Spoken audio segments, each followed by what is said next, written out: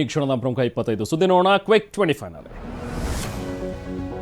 BJP ಬಂಡಾಯ ಶಾಸಕ ಬಸನಗೌಡ ಪಾಟೀಲ್ ಯತ್ನಾಳ್ ಮೈಸೂರಿನ ಚಾಮುಂಡಿ ಬೆಟ್ಟದಲ್ಲಿ ವಿಶೇಷ ಪೂಜೆ ಸಲ್ಲಿಸಿದ್ರು. ಚಾಮುಂಡಿ ಸನ್ನಿಧಿಯಲ್ಲಿ ಅರ್ಚಕರಿಗೆ ಫೈಲ್ ನೀಡಿ ಪೂಜೆ ಮಾಡಿಸಿದ್ರು. ಇದೇ ವೇಳೆ 1 ಲಕ್ಷಕ್ಕೂ ಹೆಚ್ಚು ಹಣವನ್ನ ಯತ್ನಾಳ್ ಹುಂಡಿಗೆ ಹಾಕಿದ್ರು. ದೇಗುಲದ ಹುಂಡಿಗೆ ಹಣ ಹಾಕಿ ಹರಕೆ ತೀರಿಸಿದ್ರು. ಮೈಸೂರಿನ ಚಾಮುಂಡಿ ಬೆಟ್ಟಕ್ಕೆ ಯತ್ನಾಳ್ ಭೇಟಿ ವೇಳೆ ಬಿಎಸ್ವೈ ವಿಜಯೇಂದ್ರ ಪರ ಕೆಲವರು ಘೋಷಣೆ ಕೂಗಿದ್ರು. ಯತ್ನಾಳ್ ಮುಂದೆ ಜೈ ಬಿಎಸ್ವೈ ಜೈ ವಿಜಯೇಂದ್ರ ಅಂತ ಘೋಷಣೆ ಕೂಗ್ತಾ ಇದ್ರು. ಯತ್ನಾಳ್ ಯಾವುದೇ ಪ್ರತಿಕ್ರಿಯೆ ನೀಡದೆ ಮುಂದೆ ಹೋದ್ರು. ಮಾಧ್ಯಮಗಳಿಗೆ ಪ್ರತಿಕ್ರಿಯಿಸೋದಕ್ಕೂ ಹಿಂದೇಟು ಹಾಕಿದ್ರು. ಗ್ರೇಟರ್ ಬೆಂಗಳೂರು ಆಡಳಿತ ಮಸೂದೆ ವಿರೋಧಿಸಿ ಬಿಜೆಪಿ ಕಚೇರಿಯಲ್ಲಿಂದು ಸರಣಿ ಸಭೆ ನಡೆಯಲಿದೆ. ಮೊದಲು ಬೆಂಗಳೂರಿನ ಬಿಜೆಪಿ ಶಾಸಕರ ಸಭೆ ನಡೆಯಲಿದೆ. ಮಧ್ಯಾಹ್ನ ಅಧಿವೇಶನದಲ್ಲಿ ಪ್ರಸ್ತಾಪಿಸುವ ವಿಷಯಗಳ ಬಗ್ಗೆ ಚರ್ಚೆ ನಡೆಯಲಿದೆ. ಜೊತೆಗೆ ಮುಡಾ ಕೇಸ್ ಸಂಬಂಧ ಮುಂದಿನ ಹೋರಾಟದ ಬಗ್ಗೆಯೂ ಚರ್ಚೆ ನಡೆಸಲಿದ್ದಾರೆ. ಮೈಸೂರು ಉದಯಗಿರಿ ಠಾಣೆ ಮೇಲಿನ ಕಲ್ಲು ತೂರಾಟ ಪ್ರಕರಣಕ್ಕೆ ಸಂಬಂಧಪಟ್ಟಂತೆ ವಿವಾದಿತ ಪೋಸ್ಟ್ ಹಾಕಿದ ಸತೀಶ್ ಗಡಿಪಾರಿಗೆ ಪೊಲೀಸರು ಮುಂದಾಗಿದ್ದಾರೆ. ಆದರೆ ಪೊಲೀಸರ ನೋಟಿಸ್ಗೆ ಉತ್ತರಿಸಿರೋ ಸತೀಶ್, ವಿವಾದಿತ ಪೋಸ್ಟರ್ ನಾನು ಮಾಡಿನೇ ಇಲ್ಲ, ನನ್ನ ಮೇಲಿನ ಆರೋಪಕ್ಕೆ ಒಂದೇ ಒಂದು ಸೂಕ್ತ ಸಾಕ್ಷಿ ಕೂಡ ಇಲ್ಲ ಅಂತ ಹೇಳ್ತಾರೆ. ಮೈಕ್ರೋ ಫೈನಾನ್ಸ್ ಕಾಟಕ್ಕೆ ದಾವಣಗೆರೆ ಚನ್ನಗಿರಿ ತಾಲೂಕಿನ ಶಿವಗಂಗನಾಳ ಗ್ರಾಮದ 7-8 ಕುಟುಂಬಗಳು ಗ್ರಾಮವನ್ನೇ ತೊರೆದಿದ್ದಾರೆ.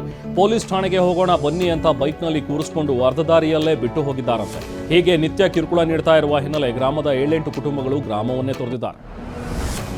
ಬೆಳಗಾವಿ ಜಿಲ್ಲೆಯ ಸವದತ್ತಿ ಪಟ್ಟಣದಲ್ಲಿ ಕೇವಲ ₹100 ಸಾಲದ ಕಂತು ಬಾಕಿ ಉಳಿಸಿಕೊಂಡಿದ್ದ ಅಂತ ಫೈನಾನ್ಸ್ ಸಿಬ್ಬಂದಿ ಮನೆಗೆ ಬಂದು ಗಲಾಟೆ ಮಾಡಿದ್ದಾರೆ.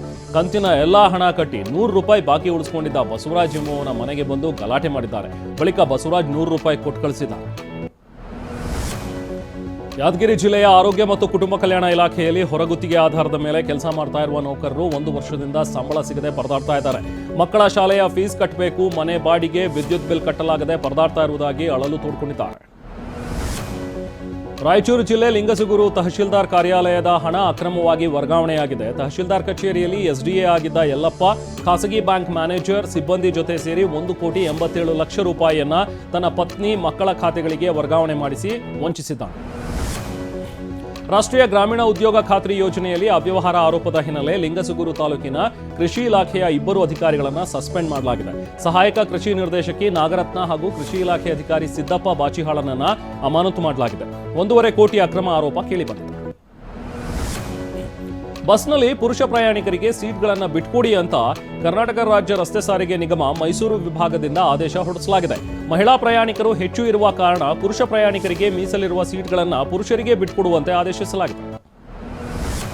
ಜಾಗದ ವಿಚಾರವಾಗಿ ಕುಟುಂಬವೊಂದು ದಯಾಮರಣ ಕೋರಿದ ಘಟನೆ ರಾಯಚೂರು ಮಸ್ಕಿ ತಾಲೂಕಿನ ತೋರಣದಿನ್ನಿ ಗ್ರಾಮದಲ್ಲಿ ನಡೆದಿದೆ.